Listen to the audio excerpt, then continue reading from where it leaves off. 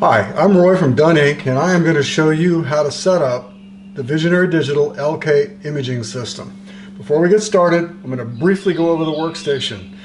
Everything that I'm about to tell you is detailed in your manual, so I'm not going to go into the granularity here. But basically, it's a hybrid cooling system. It has air and liquid. The CPU is liquid cooled because it's the most efficient way to do it. These air intake filters are removable. The top one is magnetically mounted. The front one is got a clip on it. You press these two buttons and it comes out. You can wash these in water, dry them out, and put them back on. Every few months, depending on the environment you're in, you want to clean the air filters. That's it.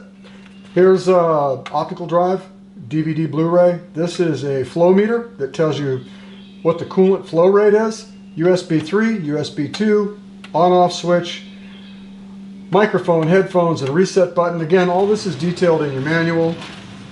In the manual, there'll also be a photograph of the back of this with arrows and circles pointing out where all the connections are for each one of your wires. Let me briefly open the inside of the case and show you the clone drive switch. I built this imaging system with a redundant backup. This has a clone drive. A clone drive is an exact copy of your operating system. Here it is here. It's a Samsung 500 gig solid state drive. This switch puts power to it. When there's no power to it, the computer doesn't even see it. In the unlikely event of a catastrophic hard drive failure, you simply open the cover, turn on the clone drive switch, and boot from it. And it's just like nothing happened. There's details on how to do this in your manual as well. I'll also detail the different hard drives and everything else you have in here. I will say you have a 10 terabyte Western Digital Enterprise class drive for backup and storage. That's it. Without getting into too much detail, let's get on to setting this thing up. Okay, back again. Now we're going to talk about getting this copy stand set up, the electronic rail mounted, and the camera wired in. First thing, when you get this copy stand, it's going to come in two parts. There's going to be a base plate and a rail. So what you want to do on the rail is it's held together with 5 Phillips head screws. You simply place the rail on top of the base. You come up from underneath and you put in the 5 Phillips screws. Use this screwdriver to tighten them and you're good to go. This modified Bessler CS21 stand comes with an instruction book. Also a little bag with a screwdriver, an Allen key, and a wrench to make some of the adjustments for this. The slide on this rail can be adjusted to angle forward and back. The tension on the spring for the head can be adjusted to accommodate any weight. There's a release lever on the left-hand side and a crank handle here on the right-hand side so that you can adjust the lift in gross movements where you need it. The first thing we're going to do is we're going to mount the electronic rail, the stack shot, onto the stand itself. There's a captured knob with a bolt here, and on the back of the stack shot there are 3 possible locations to mount. We're going to use the center one. Come over here. I'm going to line up the center thread with the bolt, and I'm going to screw the bolt on, and that's it. Now if I want to make sure that this is not tilted, I'm going to put a level on it, and I'm going to adjust this until the bubble is in the middle of the level, and then I'm going to tighten the knob down in the back, and now I'm done. Now to mount the camera on, this has a quick release on it, and the back of the camera has the reciprocal end to the quick release. When you get the camera, it's going to be in this orientation.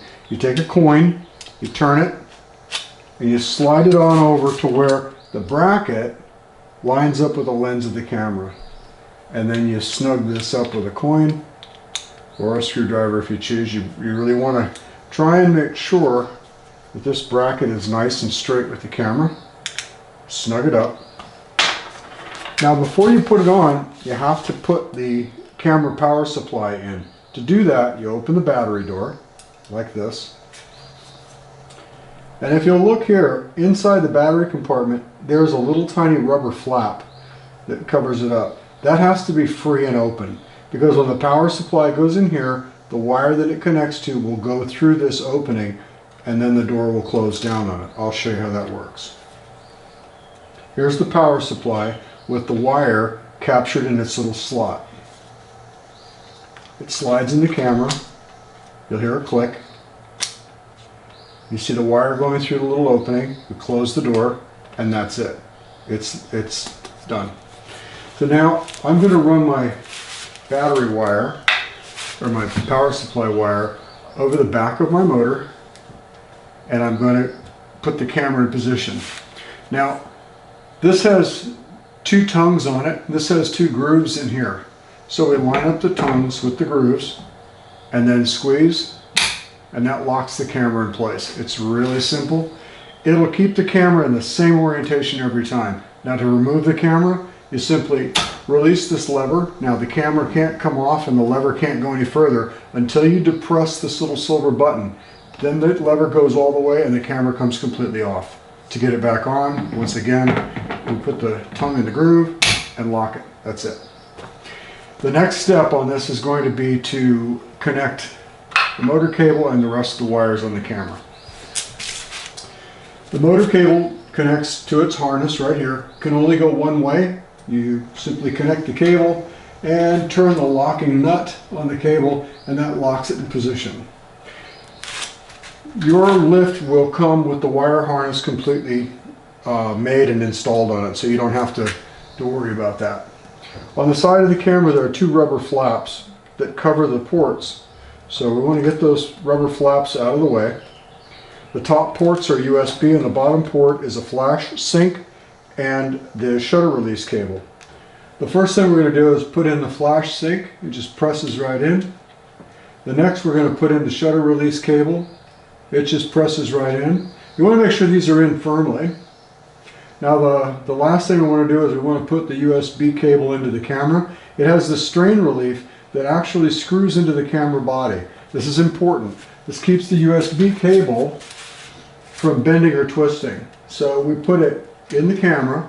So now the USB cable is connected to the camera body, and we screw the strain relief on. It has two screws, one in the front and one in the back. That's it.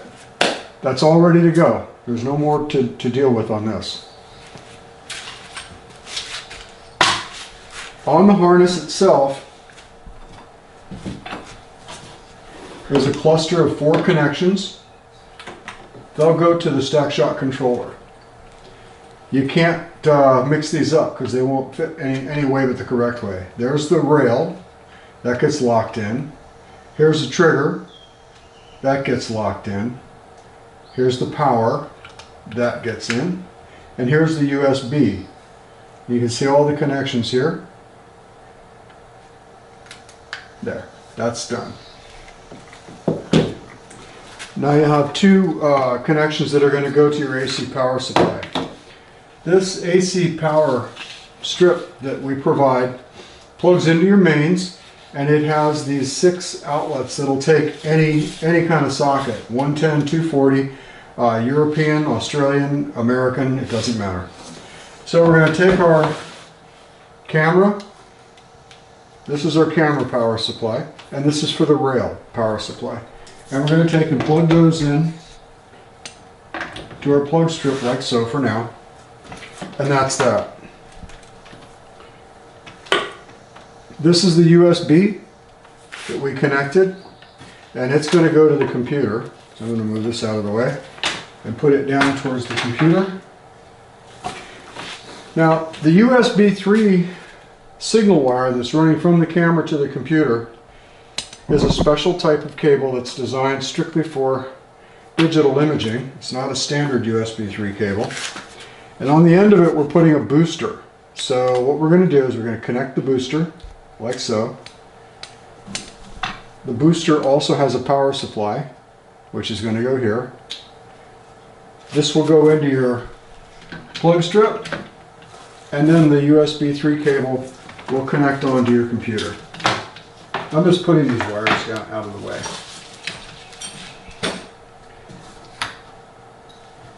So that is it. The camera is now installed, wired, connected. The rail is wired and connected.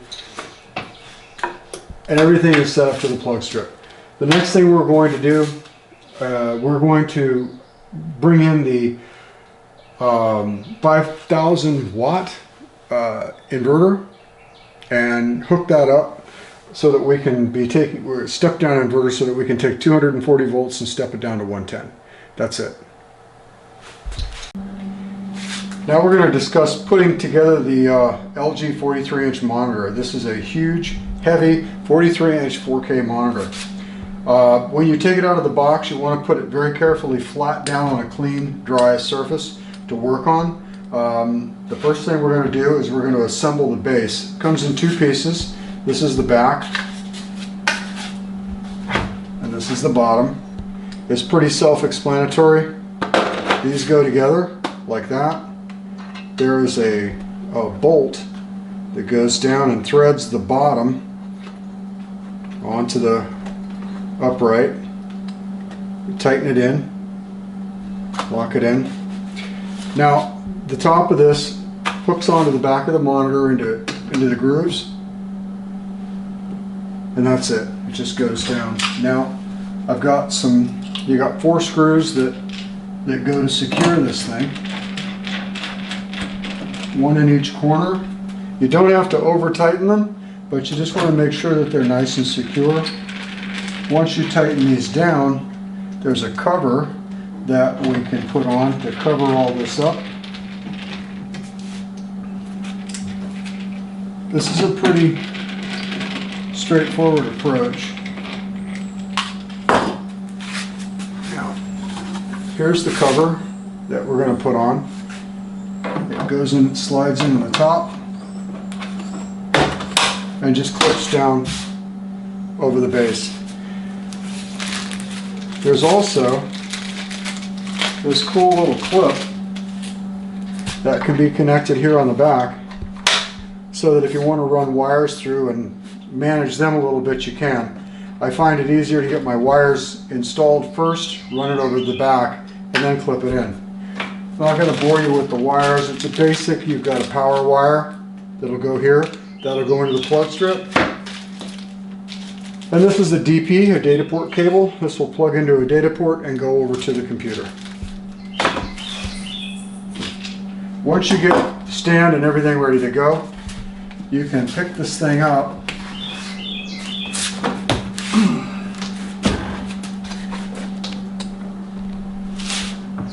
and position it where you want it. There you go, just to get an idea of just how big this thing is. Another feature on this monitor that I really love is the remote control. It allows you not only power on and off, but volume for your sound and brightness, which is really handy because if I'm in a room and I'm turning the house lights off to do my imaging, I can turn the brightness down without having to fumble or look for on-screen commands. So this little remote is a handy item. That's it for the monitor. It'll be preset so that it's ready to roll right out of the box. You turn it on. It takes about 10 minutes for the monitor to warm up, but that's it. We'll set. Now we're going to talk about the step-up, step-down transformer. This is used to convert 240 volts to 110. Your flash power pack only works on 110 volts. So this will plug into your mains. This has a plug on it for Australia's power, and it's going to convert 240 volts to 110. You do not use this outlet. You only plug the power pack into one of these two. This is for 240 volts and it's not designed for your power pack. Just use one of these two. Now, let me show you the back of this really quick here. To turn this unit on, once you've plugged it in and plugged in your power pack, you simply flip this breaker up. That turns it on. Now, this is really important. There's a switch here on the back, and it's set for 230 volts. That's going to be the voltage that you're inputting into it. You want to make sure that it's not set on 115. So I'm going to ship it to you set for 230 volts, so it should be fine out of the box. Just check it. Once you plug this into the mains, you plug in your power pack to one of these two, you turn it on, and you're good to go. You never have to worry about it. That's it for this. Back again. This section I'm going to cover how to mount the articulated arms, the flash heads, and the barn doors for your lighting. Very simple. They're basically three components. There's a clamp that has a catch to lock it onto a countertop, a catch to hold the flexible arm in, and a release button. So you put this onto a countertop and you screw it down to where it's nice and tight. These flexible arms, when you first get it, they have a plastic keeper on the end of the bolt to keep all the washers in place. You must remove that keeper. You can throw it away. Then you screw the knob on. Now the way these flexible arms work, when you tighten this arm, it tightens this joint, and this joint. When you loosen this arm, all these joints become loose. So it's a really, really neat flexible thing. On the bottoms of these arms, there's a flat spot. You see the bolt here that holds it in? You press the release button, which lets the arm go all the way down into the socket. Then you tighten the bolt onto the flat spot. That prevents the arm from spinning around. Now the arm's in position. I tighten it regardless of where I put it, and it stays in position. So now I'm going to put on my flash head. So I'll just straighten this up and get it up out of the way. Again, I've got a flat on the end of this stud. And here I have a bolt. So I've got my flat on this side, so I put it on this way. And then I tighten my screw down to where it secures on the flat. And that locks my head into place. Now I'm going to spin this around so you can see the head. There is an opening here and on the bottom as well. If you want to tilt your head back all the way, you have to position the stud so that it's in that opening. Then it can move all the way. This head also has the ability to turn. This is on a clutch. You can pull it out, open it, and move your head this way. There's really no direction you can't put these things. So I can set this up anywhere I need to. So for right now, I'm going to put the barn doors on it. The barn doors are basically shutters. And what they do is they allow you to shunt and direct the light. Lighting is everything. So you open them up. You've got the big leaves and you've got the small leaves. The small leaves, you rotate them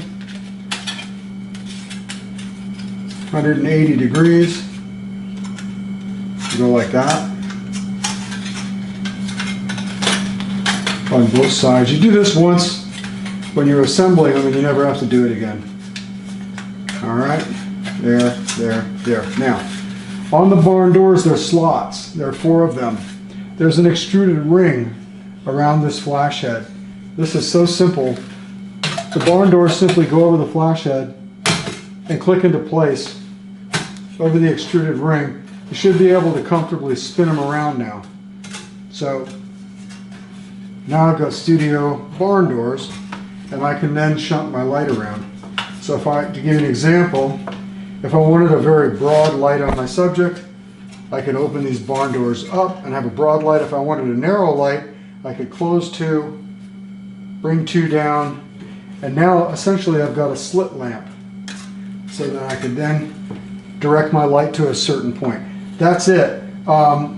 Be mindful when you're moving these around. If you loosen this knob, you see I've been holding the head here. When you loosen the knob, be sure that you're supporting the head, because if you loosen this knob and you're just holding this arm, the head's going to drop down. It could hit something, could hit a camera, it could hit a subject, it could hit the floor.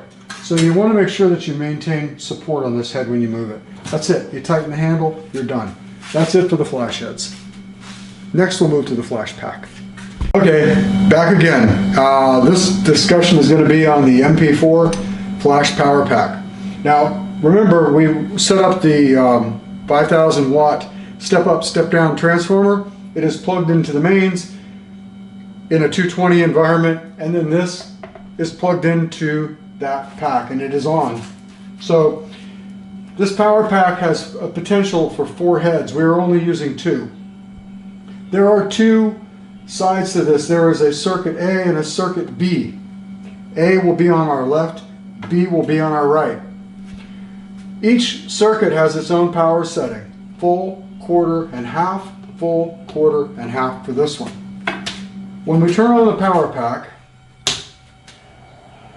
we can turn on the modeling lamps for either or both of the flash heads at a variety of different intensities. So I'm going to turn the one on my right light, just barely, a little bit more, a little bit more, a little bit more, so I can vary that. That has no effect on the actual image. It is simply so that you can tell where your flash is going to hit. So now I can move my light around and look at shadows and contrast on my subject and know that's where my flash is going to hit. That's the purpose of a modeling lamp. I can shunt my light down. It shows me where my flash is going to hit. Now, get this out of the way so you can actually see the pack. This one also on the left side. So if I want to see what my left side is doing, I turn off my right light and I see exactly what my left light is going to do. If I want to see this one, I'll switch them and now I know exactly what this light's going to do. I put them both on and I can see what they do combined. It's very handy. It's critical. So let's go over the pack. Quarter power, and the variator is in full. That's the best place to start as a default. So each time I increase the power to half, it goes up 1 f-stop. So let's say I've got a perfect exposure at f4. If I'm going to go up to f5, I would have to increase my power by an f-stop, which is 1 click. If I was going to go to f8, I would have to put another click onto it. So that's why they're in these increments. You've got a switch here that is ratio and combine. When you're in ratio, it is what's referred to as asymmetrical. So I can have my left bank on a quarter power and my right bank on a full power, and so this head will have 4 times more light than that head. If I put it on combine, it will take that head and this head, it'll add the power together and equally divide it among the 2. So the lighting is symmetrical. It is absolutely even all the time. I like to run on ratio because I like to control working one head and the other separately. The power variator, it works at 0.2 f-stop click at a time. So it can go all the way down to 2 stops. So each time you move this down, if you are going to move it down, you have to dump the charge that's already in the pack. So you have to hit the discharge button here. It's going to flash. Now the next flash will be at the new lower setting. So as I'm shooting and I want to lower this down a lot, I have to dump it, and now my next shot will be lower. So when you're going up on the variator, you do not have to dump it because it's adding to the power, not taking away from it. Lastly, there is an audio switch here so that you can hear this, knowing that it's fully recharged. Every time it's fully recharged, it'll beep. I don't know if you can hear that. That's in a studio environment when it's dark and you can't see the recharge light. I always turn that off because I really don't like to listen to it. And then here on slave, radio, and sync, we're using a sync cord, so we keep that switch to sync. That's it. There's not much more to this pack.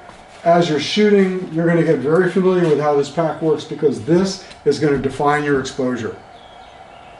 There's also a manual with this that nobody ever reads, but feel free. And there'll be a discussion on this in your own manual for the LK system as well. That's it for that. Okay, now that we've got our lighting set up and our power pack and our heads, first thing we're going to do is turn the computer on. When your computer boots, you're going to see your desktop, which is void of just about everything. It's a neutral gray screen. You have a keyboard here that is backlit and programmable. Of course, you can change the colors of the different backlights on the keys to suit your taste. What I've done is I've programmed launch buttons so that every program you use with the LK system, in the sequence that you use it, is programmed here, and they're listed: Passport, Capture One, Zarine, Helicon, and Photoshop. And they correspond to these keys here. So when I press Passport, it launches the Passport program. And I'll simply hit Take Picture. I'll bring my Passport panel over, and I'm just going to get this out of the way. The next program you would want is Capture One. So I'll press Capture One, and it will launch Capture One for me. I won't need Zarine or Helicon or Photoshop until after I'm done in Capture One. The band next to the launch keys are command keys for Capture One. These control the composite image on and off, which we'll get into later as part of our tutorial on actually using the system. So these are all commands that you'll use in Capture One. F2, 3, 4, 5, 6, 7, 8, and 9 are macros that are pre-programmed for Photoshop, and also M7. We'll get into that as well later. So this is basically how you're going to launch all your programs. If you choose not to use those keys, and I'll close out here,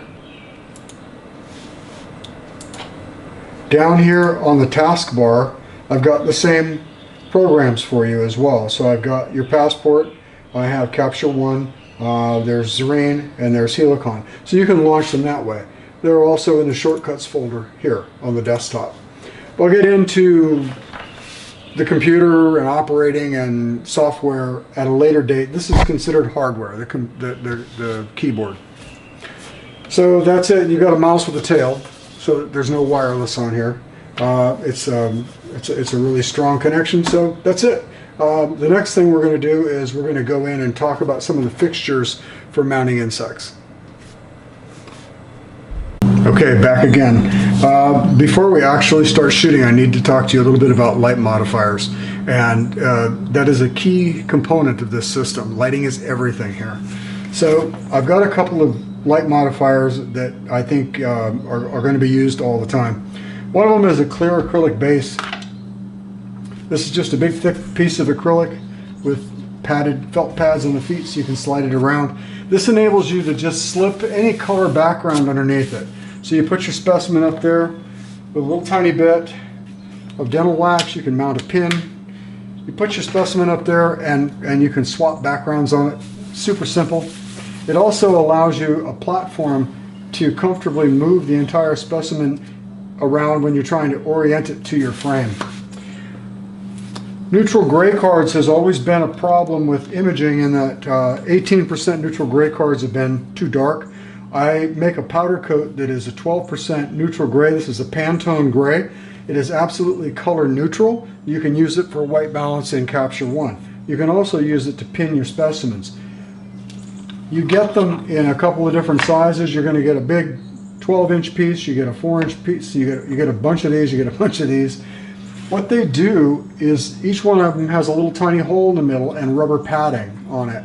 So what you can do is you can pin your specimen to it.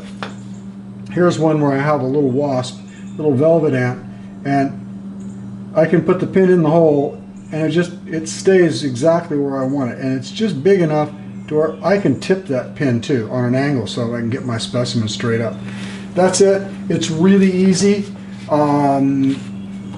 You can use the bellows diffuser over it, which is basically a paper lantern that follows the lens and gives you diffusion. This is outlined in detail in your manual. There is a 3-page tutorial on how to use that.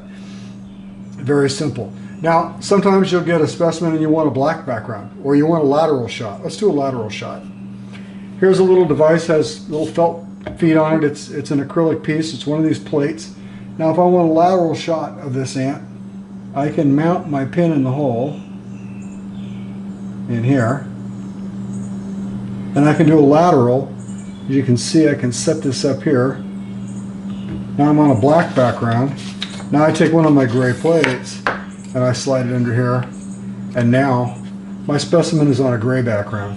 So now I'm shooting a lateral shot on a gray background And if I want to go black, I can shoot. This is a special velvet that it gobbles the light. So you'll end up with a black background that you don't have to do any retouching or cloning to clean it up. Now sometimes you end up with a specimen that you really want to raise up off the background for whatever reason, a larger specimen. So this is a double-sided background. This is an aluminum plate that's powder-coated neutral gray on one side with a threaded hole in it and black velvet on the other side. So if I were to take this and I screw in this post, it's threaded. This post is loaded with a wax. So now I can take my pin specimen and very carefully park it in there. And now my specimen is floating above this black background. I can tilt it, turn it. If for whatever reason I wanted a lateral shot coming off of the post, I can simply take a small dollop of this wax that you're going to get, put it on top, and put the pin through the side, and now I've got my lateral shot. And I can adjust this and get it just exactly perfect, however I want to set it up. So that's kind of a neat thing to do. It affords you the flexibility to get all these different angles, and most importantly, extremely consistent results. Now, we did it on the black side. If I wanted to do the gray side, I can simply flip it over and thread my post in on the gray side, and now I can do the same thing with a larger specimen. I'll give you a good example. Just a minute.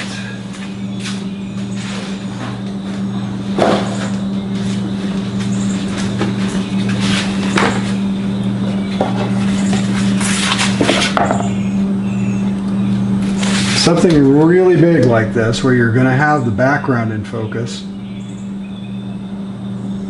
It's so big and your mag is so low that if you were to have it really close to the bottom, you'd actually be creating shadows and all kinds of things. So it's really nice to have this offset like that. Very simple. And that about covers it for the gray backs and the black backs and the post. That's it. Okay, we're back. Now we're going to start actually shooting with the system. So I've gone ahead and I've turned on my plug strip, which energized the camera, the controller, the monitor. I plugged in the keyboard, the computer, started everything up. This is your desktop. I'm going to do a basic tutorial of a simple composite image. On your desktop, there is a document. It's called Lens Selection, and it will help you determine the proper lens based on the size of your specimen. Based on this, I've chose a specimen. It's a big beetle. It's about 35 millimeters across. So this tells me the best lens for this application is the 100 millimeter macro, and I can shoot at f8. So based on that, I have chosen the lens. I've mounted it on the camera. My lights are in a standard generic copy stand position to start with. I'll probably want to use a diffuser on this, in which case I will choose to use the bellows diffuser. So I'll show you how we get this thing set up. First thing we do, obviously, we'll put our specimen underneath the camera lens. I'm going to start up two programs. I'm going to start up the Passport program, which will control the electronic movement of the camera, and Capture One. That's this key and that key. So while these two are going, I'm going to take picture on the Passport and drag that top window over here to the right, and I'm going to reduce this one out of my way. Now, I've taken the lens cap off of the camera. This is the live view button right here, which will give us live view. These are the camera settings that will get us into being able to control the camera. Note, I am up here on the camera logo in Capture One. That's how I shoot. These other logos signify all kinds of other different things. We'll get into that later. But I'm going to turn on my live view. First, I'm going to set my aperture to the aperture I care to shoot, which is f8. I'm going to go into my Passport program, and I'm also going to select the lens that I've got, which is a 100 millimeter macro. I'm shooting at f8. I don't know my magnification yet, But I think I'm going to go 1 to 2, and that's it. Now we're set up. Now your f-stop here in Capture One and the f-stop here in the Passport have to be identical. The f-stop in Capture One is the actual f-stop controlling the camera. The Passport needs to know what f-stop it is in order to make an accurate stack, because the f-stop determines the depth of field. So we need to make sure those two are the same. So now I'm going to turn on the power pack and the modeling lights so I can see what I've got, and I'm going to click Live View. Now I've got my Live View screen and my specimen somewhere in there. I can go over and I can grab this base plate and I can move my specimen to approximately where I need to get it. And that's fine, that magnification is great. That's what I want. So I'm going to add the diffuser. I have my lens already set to 1 to 2. If I wanted higher mag, I can go 1 to 1.5 or 1 to 1, but then I'd have to go zoom in a little bit closer and I'd have a lot more stack. So I'm going to set it to approximately 1 to 2. I'll put my diffuser over my specimen and I will raise it up to where it just kind of contacts that lens, which is just about there. Now my specimen is nicely lit, even, no problem. It may not be exactly centered, like the line of the specimen may not be horizontal or parallel to the bottom of the frame. So I'm going to just move my base a little bit until I get it right where I want it. That's it. Now if I double click this, it'll go to 100%. And then I can start seeing detail. Now fine focusing is done with a lift over here in the Passport software. As I move up and I move down, you see it come in and go out of focus. So we're actually moving the entire camera and lens up. Now I'm focusing here near, let's see, I'll focus. I'm focusing here at the pronotum. So I'm going to grab right in here and I'm going to take a test shot and see where we are. So I'll close this out. I'm going to turn off my modeling lamps. My power pack is set to quarter power. It's set to ratio so that each head is independent. And I've got my variator at full. That's my starting point. I need a baseline for every time I start shooting. I'll take a shot.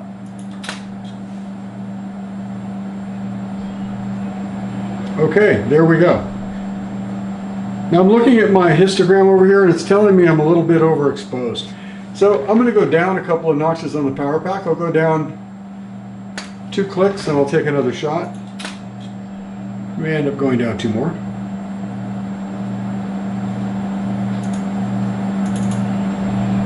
Okay, I'm going to go down 2 more. I'll dump my power and I'll shoot it. There we go. Now I've got my nice neutral gray background and I've got a good exposure on my specimen. That's it. So I'm going to white balance now. I'm going to click my white balance picker, selecting it on top. I click my actual background and I am now absolutely accurately white balanced. I'll take my images and get rid of them. I'm going to keep the last image I shot because it carries the information for the white balance and it's going to apply it to all my successive images. Now to get a stack, I'm going to select the top and bottom points. First I'm going to select the bottom and then I'm going to select the top because it's going to start at the top and work its way down. So what I'm going to do is go into Live View again, turn on my modeling lamps, and I go into my Passport program. I'm going to go down and I'm going to keep going down until I find the lowest point. Okay, it looks as though it's over here.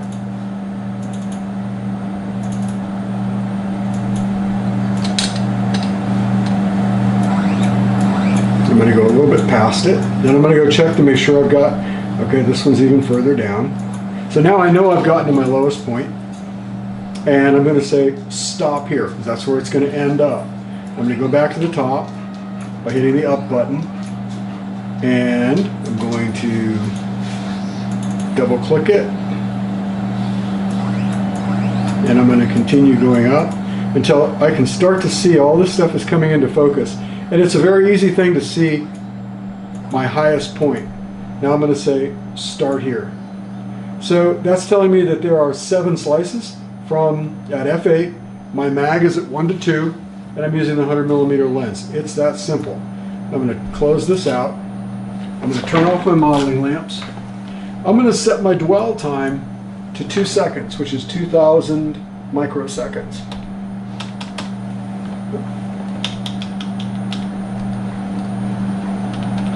Okay, and I'm going to hit start.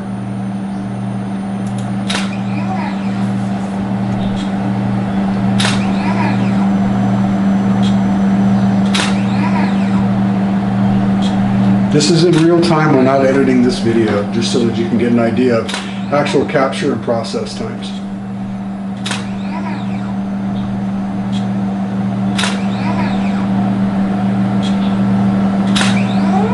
Okay, so 7 steps equals 8 images. So I grab my bottom image, I select it, I hold my shift key down, and I grab the first one of my stack. So I've got my 8 images there. I'm going to hit the export key on my keyboard. It's going to bring up this export window.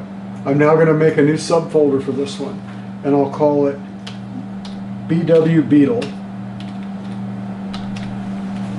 And then I'm going to name my actual image over here, and I will call it Beetle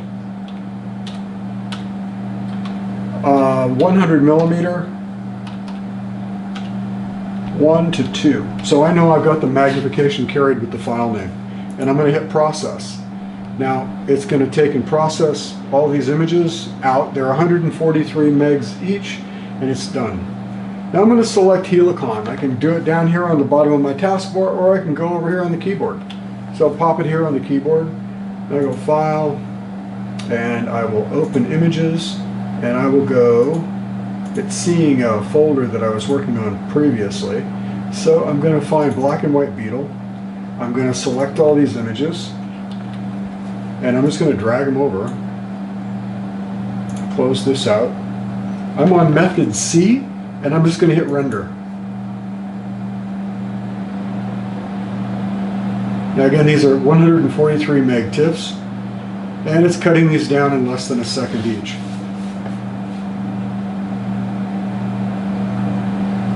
Okay, we're done.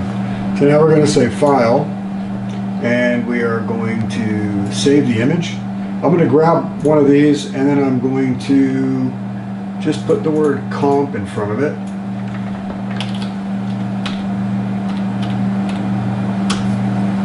And save it. And I'm going to close this out. I'll reduce this, and I'll start Photoshop, which is the bottom key down here. I'm going to open the image up, and I will go to Beetle, and I will go down to the bottom to Comp, and I'll open it up, and there's my material. To view it at 100%, you can hit Control-Alt-0, and that brings it to 100%. You grab your hand, you can drag it around. This is without any artificial lighting, sharpening, contrast levels, or anything. This is just naked out of the box.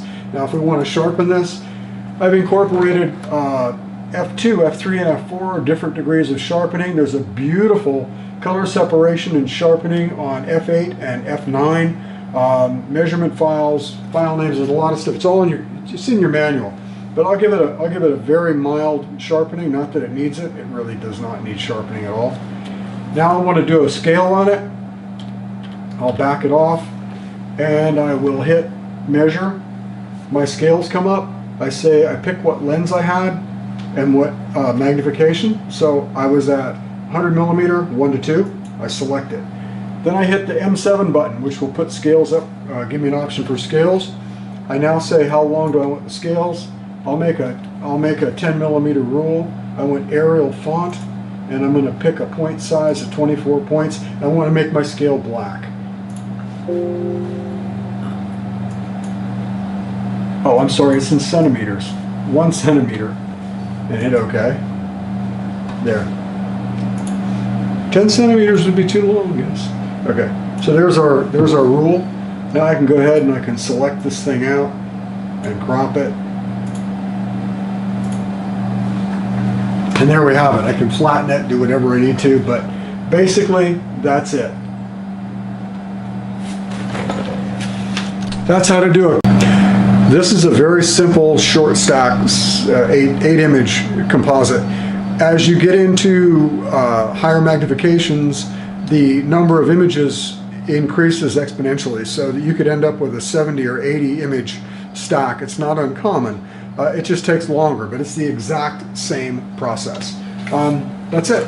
That's it for the basic rundown, and when you're done, you want to close everything out. I can recommend that you save this image. You go File, Save As, and then you can take your original comp image and you can put down a note,